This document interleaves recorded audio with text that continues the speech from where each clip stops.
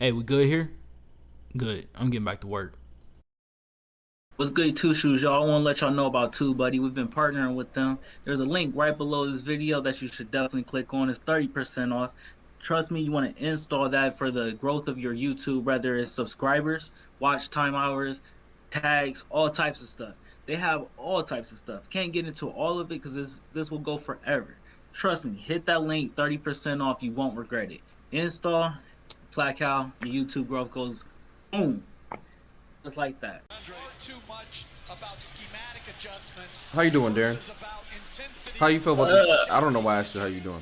How'd you feel about this game last night? Bro, Milwaukee had a good game plan. It just didn't go well. They would have had to figure this out the first quarter. Excuse me. And like you said, Phoenix was just raining those threes, bro. That's what kept them in the game in the first quarter. After that, it was because that was the game plan, if you ask me, for Milwaukee. Keep them out the paint. Don't let the Suns score in the paint, or don't let them score. Make them shoot the three, right? And it's a great plan, right? But They made it though. yeah, they just They made made the them. three. Yeah, Giannis had 42 points at the end of the night, though, and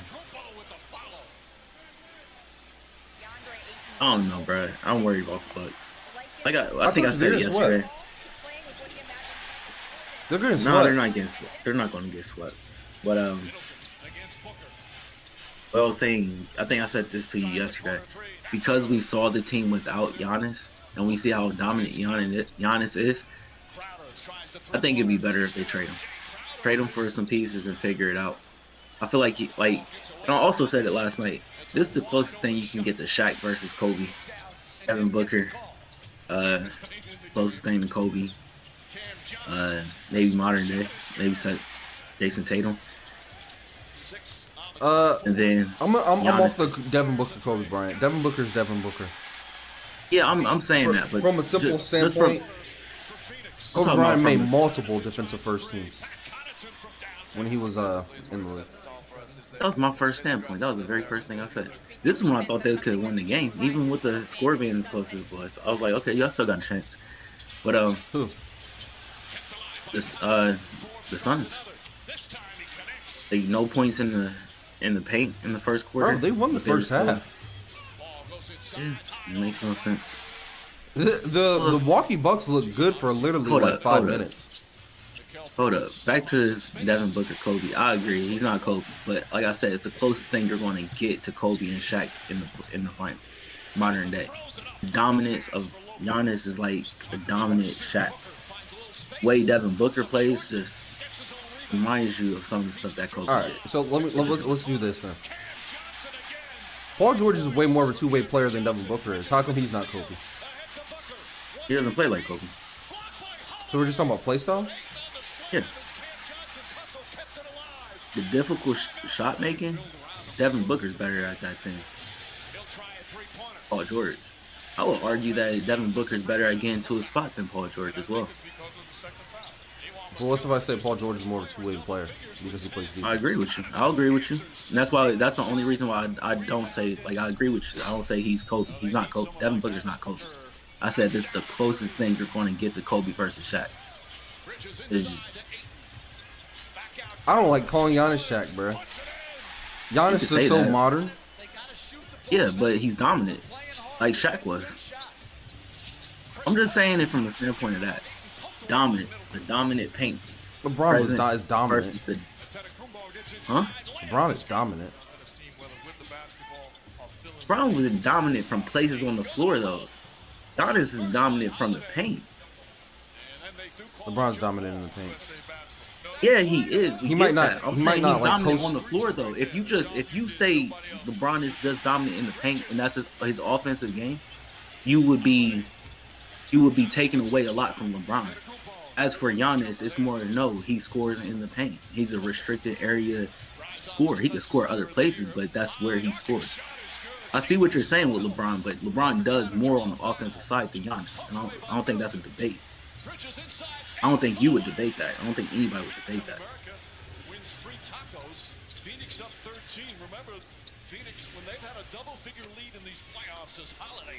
I would say this. Only reason I want to call him Shaq, I understand the dominance thing. That makes sense. I get that. I'm not calling him Shaq. Once again.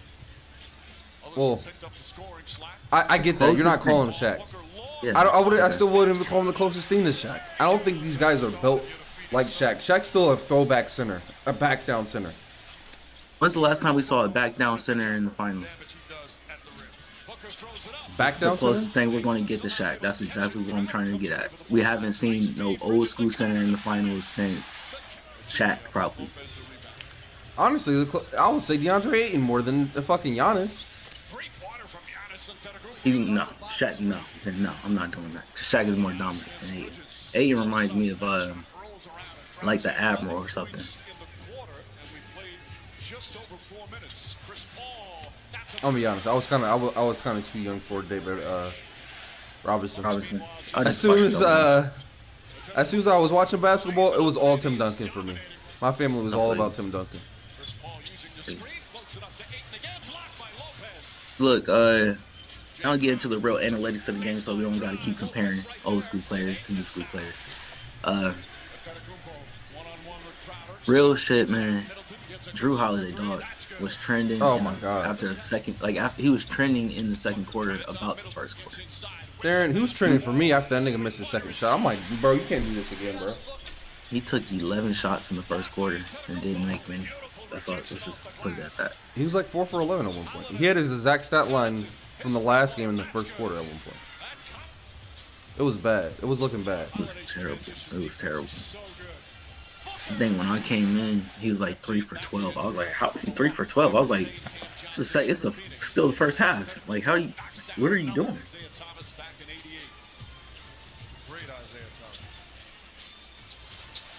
They weren't rebounding last night either. Yeah, bro. So, and here's the thing. Go ahead.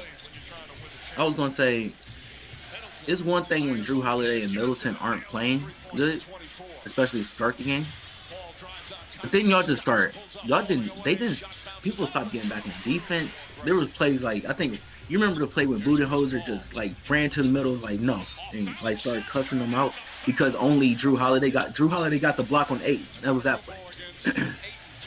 Drew Holiday got the block on 8, or he blocked somebody, and then they got the ball right back and put it right back. And Budenholzer ran to the middle like, bro, what are y'all doing? Y'all in the finals and y'all not getting back on defense. Y'all the better defensive team too. I think it was after this. It was bad though. It was bad. He was giving them encouragement after the game though. I will give him that. That's what a coach does. He was like, okay, y'all played great. Y'all played even better than we did the first game. Now let's go win our games at home. Yeah. He said something to that extent.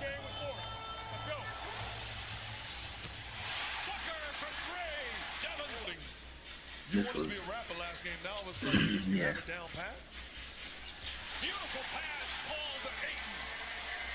Pick and roll with this team is just too much, bro. It's just extremely mismatch. There's not many centers that could guard Chris Paul, so it's a terrible mismatch. And if you collapse, you're leaving somebody open at 3. Yeah, and they could knock down their 3-point shots. And if it's Devin, it gives you a little pump fake and goes to the elbow. That's tough. This team will be here next year. If Chris Paul is there, this team will still be in the mix of everything. I'm not gonna say they're gonna come out the West, but they will be in the mix of everything. I think my previous take on it was, when Golden State and the Lakers get their pieces and the Clippers get their pieces, everything gets figured out. I was like, they're just gonna be back in the shuffle.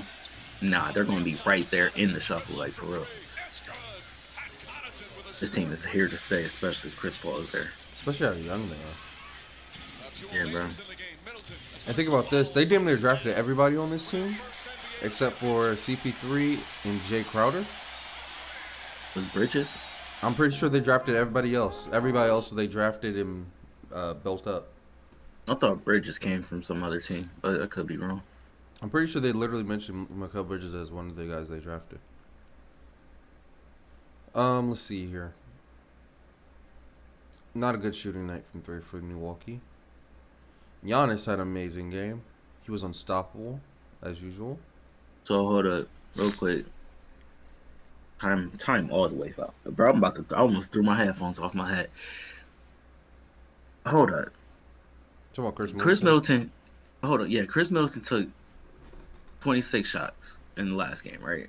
Yeah, yeah, that's literally what it was. We both agree you gotta scale those back a little bit more. Me personally, I didn't have as much of a problem because he was the only person showing up in that game. Yeah.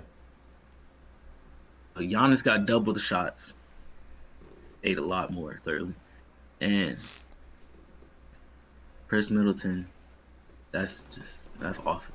So honestly, Giannis was really what 14 from 17 from the field, from the besides 3-pointers. Okay, gotcha. So he was giving Ayton work every time he got the ball. He got to the free throw line, of course. I think you thought Bobby Portis should have played more last night. No, it was a pivotal moment when they were coming back. It was a 5-point game. Giannis, Milwaukee was coming back. Giannis was playing out of his mind, but Giannis went to the bench for like a split second, and in that moment, I looked at who was on the floor, and I was like, "Why is Bobby Portis not on the floor?" I remember that lineup. Who was on the floor? I completely remember it. Chris Middleton, Drew Holiday, Connington, Jeff Teague, and Brooke Lopez. Because I remember being like, "Oh no, like put Portis on the floor. Y'all undersized as hell right now. And y'all need to be dominant as big men." And that was when it opened up. It went back to a 10-point game like that, like that. Just because Giannis went out, and it was because he was hurt or something. He had to get something in his foot or something to take care of. I don't know. But he landed really hard on the ground or something. Yeah, and that was the biggest mistake of Budenholzer last night. Put Portis in the game anytime Giannis is not in the game, because you still get the defense from him. He's 6'10". He plays good defense. Worst case scenario, he's gonna play defense. He's a smart player. He's an energetic piece, such as Giannis. But you kept Teague on the floor, and I just didn't make sense to me. It did not make sense to me. The second Giannis goes to the floor, you take Teague out with him. Hey, Portis, you're in. Connington, stay in. Figure it out. I don't know, man. This was bad. Drew Holiday, bro. I'm a big Drew Holiday fan, and I defend him, and I'll still defend him. But my goodness, man, 7 for 21, 2 steals, 2 blocks. You play better on the defensive side. I'm cool with that. Minus though. -3. Compared to Chris Middleton's and Giannis's. Well, Giannis had a good plus minus. So that means as long as Giannis was on the floor, these niggas were dominant as fuck. Exactly. When Chris Middleton's on the floor, this nigga's trash. That's because he was 1 for 16 though. He wasn't producing. That's crazy. A shame. Look at how good they did on the defensive side. I think that's double-digit steals. They had double-digit steals and like 5 blocks, and you lost the game. How do you do that? That's terrible. Let's see this side. Jay Carter had a way better game. He was actually making shots. Mikal Bridges was making shots. So that's where you see all those the 3-pointers that were trying to let him have and let him miss. You see it on Mikal Bridges' numbers, 3 for 9. Mikal Bridges went nuts last night. But what I'm saying is, like, when those threes that we're talking about, they let him have. Do you see it in his numbers for real? Chris Paul's making his threes. Devin Booker went crazy. I don't see you beating them if Chris Paul and Devin Booker are popping off, and you got one of their role players popping off too. That's tough to beat, bro. That's impossible to beat. The thing is, bro, like you said, Devin Booker didn't play amazing in that first quarter, you know? And to see his numbers turn out the way they are, that's just... Did he just figure out what the defense was trying to do to him, and he just... What the hell happened? Because I'm pretty sure he was like 1 for 6 or something. New. It didn't look like they ran anything new. It was still like the same shit. High screen and rolls, run Devin through picks to try to give him the ball. So, in your opinion, who did the Suns win? I'm gonna ask you 2 questions. Did the Suns win this game, or did the Bucks lose it. Nigga, what? Y'all niggas Suns win this game. What do you mean? You never seen that Russell Westbrook? That's because they asked him that exact question. Y'all niggas tripping. I have no idea what the reference is. My fault. I know what you're talking about, but I didn't know that was the question that they asked him. Yeah, he's like, did y'all win this game or did y'all lose this game? He was like, what? Y'all niggas tripping. Nah, but I don't know. I like Milwaukee's game plan coming out. I think their whole game plan was don't let anything get in the paint and let these niggas shoot threes and just try to close out. Unfortunately, it looks like Phoenix was making their threes tonight, so it kind of backfired. I think it's as simple as that. That's what I saw. I would agree with you. If we didn't have a conversation before about you don't win basketball games a blowout in the first half don't mean nothing. You said that, right? So Bro, it wasn't the reason why I know, but there's a reason why I'm saying that. Mm-hmm. Because even if the game plan they came out with worked, and let's just say they ended the first quarter up by 10, up by 11 or something, right? Well, is anybody going to count the Phoenix Suns out to come back into this game? No. No one is. So, especially in the first quarter, nobody's going to count them out. And my biggest thing is the game plan was solid. It was truly solid. But all of a sudden, they stopped playing defense. It was like nobody was hustling back. And like you said, it even looked like Giannis was just hurt. Like, it looked like he couldn't get up and down the court at some point. But he just played a lot of minutes. It was everybody else who just wasn't playing defense. Drew Holiday played good defense. But everybody else wasn't getting back on fast breaks. You know the play I'm talking about, where it's like 3 Suns all down court and 2 Milwaukee Bucks. No, it's the play Drew Holiday blocked Devin Booker. Oh, because Devin like went to the outside, so he can take like an extra step so he can gain some air, and Drew just came out perfectly and like palmed that shit. Yeah, low key, that shit might be the what you call it if I can find it, the thumbnail if I can find it. Oh, but Ayton somebody got the rebound and got it to Ayton. And Ayton was running the court. Nobody else was running the court with him. Like I said, the game plan was solid. But y'all stopped playing solid defense after that. Y'all gave up fast break points. You're not supposed to let that team score in the paint at all. You did that just because you didn't hustle back. Yeah, they weren't hustling. Especially when Giannis is out here playing his ass off, giving it his all on like a bad leg. We're gonna look at Giannis in the series like LeBron in those Golden State series. A bunch of big crazy games. Great games, but y'all still got swept. Yeah, like, bro, you did it, but I don't know, man. It don't really make no sense to me. All right. You got anything else? I'm excited for Game 3. I can tell you that. Predictions for Game 3. So what? Predictions for Game 3, then we're out. Milwaukee wins. Not in blowout fashion, but they win. Phoenix wins. Get the brooms out. That's crazy. Get the brooms out. All right, y'all. Peace. Peace. Y'all stay up. Thank y'all again for watching our video. Make sure you like and subscribe down below. Also, make sure you go to our social media. We're on Facebook, Instagram, and Twitter. Also, we're on TikTok. It's at Inspired by Ambition. Our website is inspiredbyambitionpro.com. Go check that out. We sell hoodies and t-shirts there. They're pretty dope. Go check that out. Lastly, once again, y'all, we just appreciate you guys watching the video. Thank you once again. Peace out. Peace. Y'all stay up.